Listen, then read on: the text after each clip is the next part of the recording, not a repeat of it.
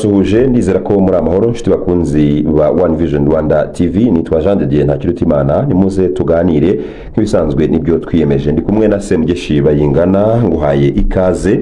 Urakoze cyane Jean de Dieu. Ndacyakomeza kwifuriza umuganura mwiza inshuti zacu mwe mudukurikira, kuko yako turacyari ku itariki 7 z'ukwezi kwa munani. Ishobora kuba ari buri kureba iki kiganiro ndetse abenshi nibwo murakireba. Ubwo rero umuganura mwiza, turi mu kwezi kwa Kanama. Abantu benshi ntabwo baza amezi mu Kinyarwanda, mu by'ukuri usanga abantu batangira kujya gukubita gatoki batungu biragenda bite, akaririmba ko muri primaire mu mutwe kugira ngo amenye ngo turi mu kwezi amagashya nare mata, abantu barabyibuka usanga umuntu kuririmba mu mutima cyangwa mu bwonko kugira ngo abanze kumenya ngo turi mu kwezi kwa Kanama. Batubwire Kanama ngo yunamira Nzeri. Yego niko babyita mu Kinyarwanda. Yego ni Kanama yunamira Nzeri. Kubera ko Nzeri bigiye guhita ikurikiraho. Yego uruhererekane rw'amezi mu Kinyarwanda hari ukuntu rwose bagenda bavuga Mutarama bigenda uko, Mata Gashyantare bigenda uko, Werurwe Mata bigenda uko. Icyo nafashe rero ni Kanama yunamira Nzeri. Okay. Urumva wowe ko mu myaka yawe kandi ntabwo ari benshi muhuje imyaka rwose banazi ibingibi by'aya mezi mu Kinyarwanda. Wa 11 sanga rwose yakubitse. Gasubiramo akaririmbo. So reka rero tujye ku ntama zacu. Muri Repubulika ya Demokarasi ya Kongo habaye muri Warikare imirwano ikaze. Imirwano yatangiriye ahitwa Ihula, ni muri groupement ya Kisimba hariya muri Banamurindwa, na gace gakomeye cyane. Groupement ya Kisimba ni agace k'ingenzi cyane muri Warikare, hamwe muho AFCM 23 usanga ihatanye na Wazalendo. Na gace kenda kuba kure ugereranyije na za Kivu aho ziri, ndetse naho AFCM 23 gifata mu by'ukuri hari kure, ndetse ni n'ahandi hamwe muho AFCM 23 ivuga ko yagaragarije guha amahoro amahirwe ubwo bavaga mu bice bari bafashe bagakora ibyo bise repositionnement cyangwa se kujya mu bice batari barimo. So imirwano rero yarahabaye, ariko ubu ngubu ngo hagarutse agahenge. Kuva ku munsi wo kuwa gatatu hari imirwano, uyu munsi turi kuwa gatanu turi gukora iki kiganiro, bivuga ko imirwano isa niyahosheje, ariko yumvikanyemo intwaro ziremereye n'intwaro ntoya ku rwego rwo hejuru. Ni imwe muri terme ikunda kwifashishwa kenshi iyo umwanditsi cyangwa se amasoko yari yose twaba dukesha amakuru yanditse ngo humvikanyemo heavy and light weapons. Abantu batumva ko rwari urugamba rukomeye, ndetse Warikare ubwo biti binashimangira ko rwose kugerageza kwisubiza ibice ku ruhande rw'ubutegetsi bwa Kinshasa bikomeje. Nyamara jado n'urugamba n'ubundi rwahuriranye n'indi event politique yo guhererekanya icyo umuntu yakita nk'abafungwa. Abantu barabyibuka no mu kiganiro cya mbere twabikozeho, rwose abaza gucikanwa muze kureba ikiganiro cyabanjije iki ngiki, muraza kumva ibyo makuru n'icyo bisobanuye, ndetse no kugupima icyo umuntu yakita rwose gupima, gufata ibikanaga mu gihuru urebe igiturukayo. Nk'ibisanzwe rero ni M23 isubiza igenda isubiza cyangwa se igenda ikurikiye abayigabyeho ibitero. Nahangaha rero Warikare amakuru twakiriye aturuka muri biriya bice nicyo yemeza, ndetse ubwo nk'ibisanzwe mu bya gisirikare nubwo kugeza ubu ngubu rezilita zitagaragaza neza ibice baba bari kugenzura, ariko nibyo bafite ntabwo babitakaje. Ntabwo babitakaje, uretse ko kumenya nanone ibyo kugenzura bisa nk'ibigoyeho gato ukurikije imiterere y'akara gace n'urugamba ibyifashishijwemo cyane. Icyo twabashije kumenya gusa n'imirwano yahuje izi impande zombi, ariko intentionally uruhande rwa leta ruri muri ya gahunda cyangwa se ya campaign yo kureba ko bisubiza ibice bimwe muri ibyo M23 yabiri kugenzura. Ni AFCM 23 ikunze kugaragaza ko iyo idatera ahubwo ishotorwa noneho cyangwa ikaba ifite impamvu ziri legitimate zo gutuma igomba gusubiza inyuma abarwanyi bo muri FARDC, bo muri Wazalendo, bo muri FDNB n'abandi bahangana. Ariko hano muri Warikare hari case umuntu yavuga ko ishobora kubitandukanye naho handi, kubera yuko muri Warikare ntabwo bigeze babayo ku rwego rwo hejuru ngo nkuko muri Kivu bimeze. No kuvuga ngo na ahantu reka mvuge ngo hasa n'ahahora hababera hashya, reka mbivuge gutyo mu buryo bw'imirwano, kubera yuko ni na hamwe muho nkuko nabivuzeho mu kanya bakoze retreat cyangwa se gusubira inyuma bitewe nuko bavuga ngo no guha amahoro amahirwe no guha amahoro no guha amahirwe ibiganiro kugira ngo abantu baganire noneho wenda bibe byatanga umusaruro kubera ko henda kuba kure rero ndetse buriya muri Walikale nubwo ari muri Nord Kivu nibyo ni imwe muri territoire zigize Nord Kivu ariko ni kure ku buryo kuhitaho cyane ndetse si no kuvuga ngo ni umujyi ukomeye cyane w'ingenzi cyane ku buryo kuhitaho cyane ye ushobora no gusanga bamwe bashobora no kubibona nko gutakaza cyangwa se gusandaguza imbaraga ku buryo niyo mpamvu n'umwe bacyumvikana imirwano inkuru zimwe zikanavuga ngo AFC M23 yasubijwe inyuma ariko kandi abari pro M23 ugasanga baravuga bati ibyo ni ukubeshya ni ya ntambara yuko ibintu bigomba kuvugwa muri rusange twababwiye mu cyongereza bita battle of narratives ariko kandi kubera ko tutari kuri tere ntabwo nakubwira ngo abasubije inyuma abangaba ntabwo nakubeshya rwose ariko niyo Walikale nyine nkubwira ngo kubera ko isa naho iri elwanye isa naho iri hirya ugereranyije nuko ahangaha mu bice bya Nord Kivu byo hafi ahangaha za Rucuru za Nyiragongo hirya aho ngaho ukajya za Masisi biteye no kuvuga ngo ni ahantu AFC M23 ishobora kugerageza kongera ibice igenzura kongera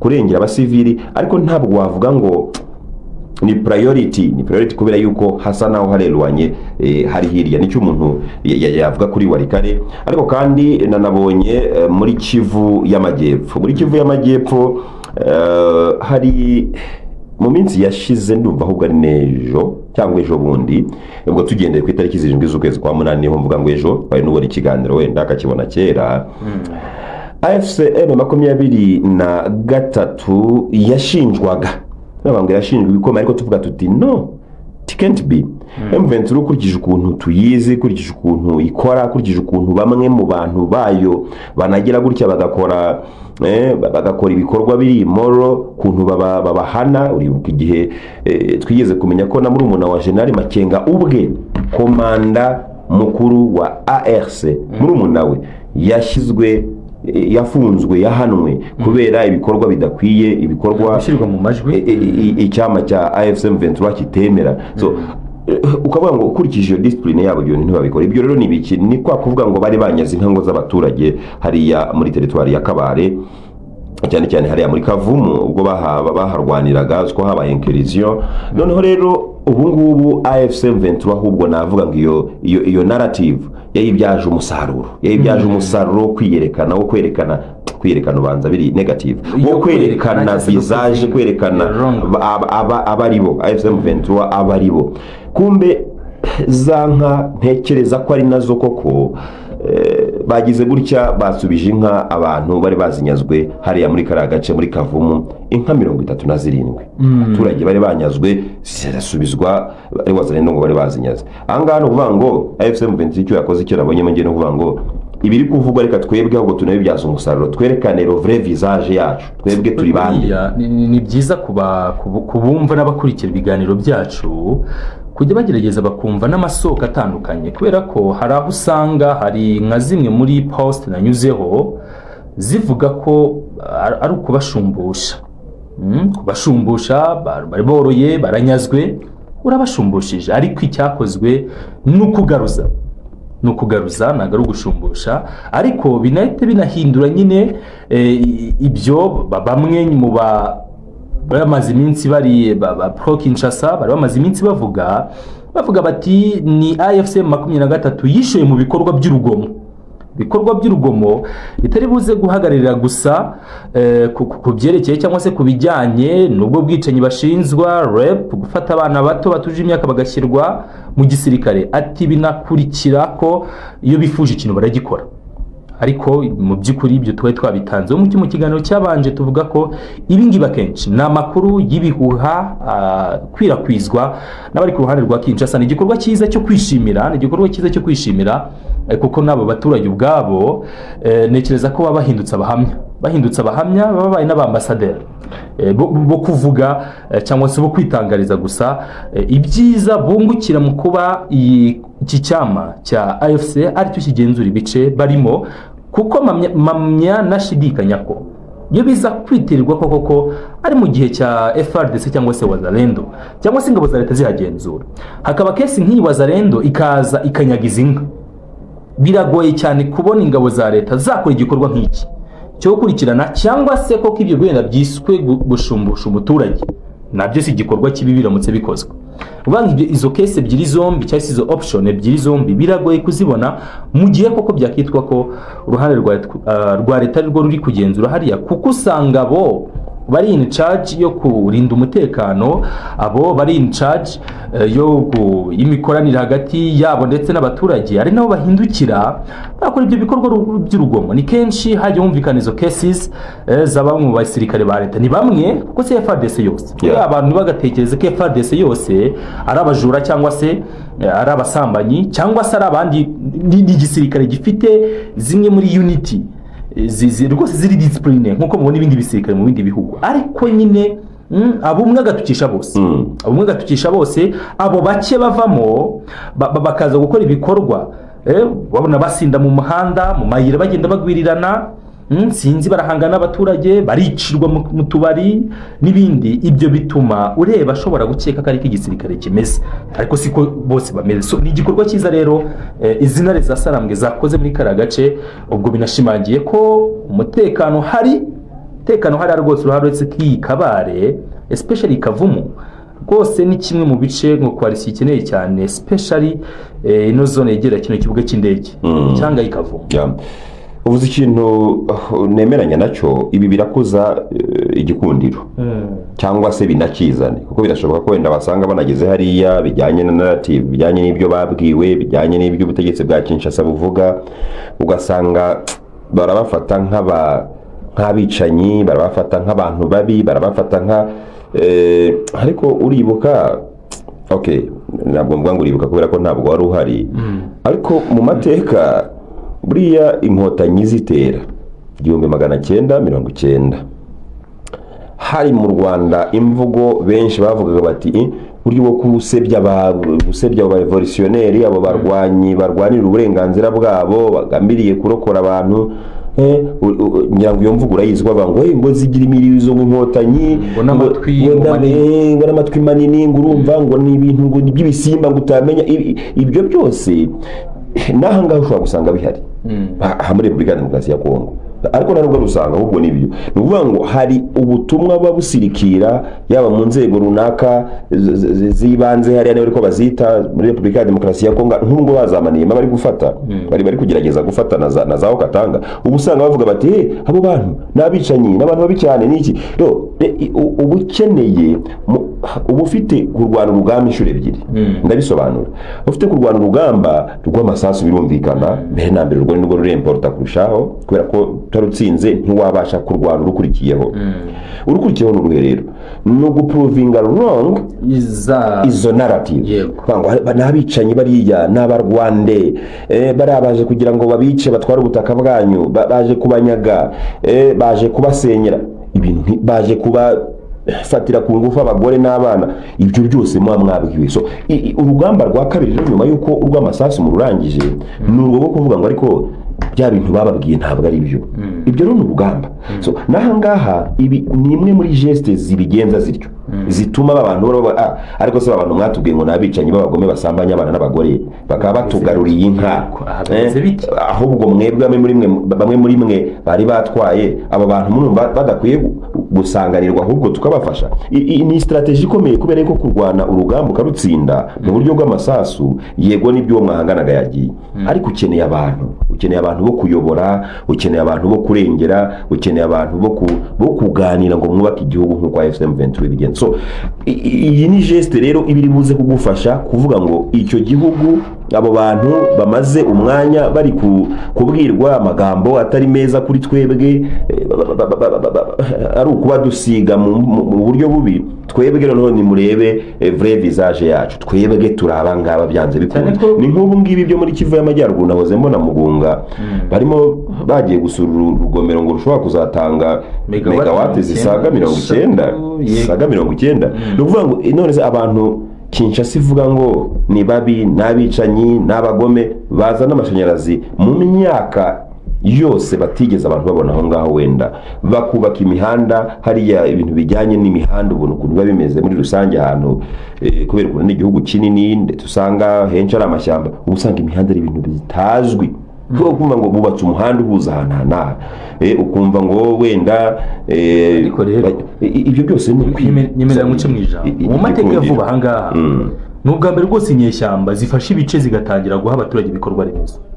Ubundi intambara za kinyeshyamba zindi zizwi, iyo inyeshyamba zifasha agace zitangira gushyiraho amategeko akakaye ku rwego rwo hejuru, abaturage bakumirwa, abantu rwose n'ubuzima bukagenda bikageraho, abaturage bakibagirwa ako gahinda wenda batewe na guverinoma, bagatangira kwifuza ko iyo guverinoma igaruka. Igitekerezo mvuze kiri mu gitabo bita Animal Farm, abize literature barabizi inyamaswa zifite ukuntu zigumuye. Nari kwibuka izina neza wazororaga, hanyuma ariko nyuma ubutegetsi bahaye ingurube, ibyo bise ingurube, bavuga abantu nyine bigeze inyamaswa zifuza ko wazororaga mbere yagaruka. N'ahangaha rero niko bigenda kubera ko biragoye ubundi gufata AFC ukabita inyeshyamba, biragoye rwose, kubera ko ntabwo inyeshyamba itanga cyangwa se yubaka urugomero